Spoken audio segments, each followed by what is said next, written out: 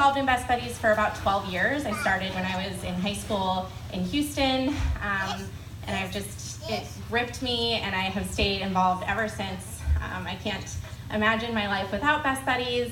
And I just want to tell you a quick story about the impact that Best Buddies has made on my life. I think, one of the things that I like to drive home about Best Buddies is that it's not about charity, it's about community. And I think that's something that Jesse is really driving home a lot tonight, that this is about building the community that we want to see in Washington. So I moved to New York about 3 years ago, and I didn't know anybody.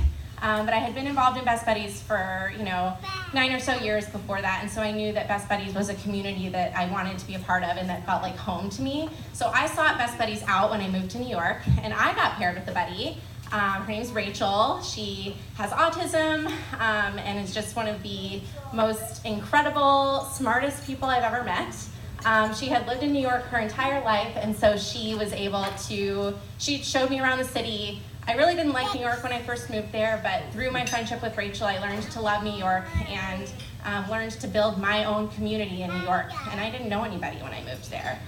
So I think that story to me is really powerful because, as you heard, Madeline's mom talk about in the story and Zach's mom talk about, the friendships that you create in Best Buddies benefit everybody, not just people with disabilities, even though our mission is to empower inclusion for people with intellectual disabilities through friendship, leadership, and employment.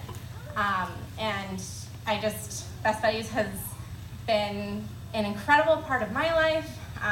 When I moved to Seattle about 8 or 9 months ago, I said, well, Best Buddies is the community that I want to live in, so we're going to bring Best Buddies to Washington. And we're just so thankful.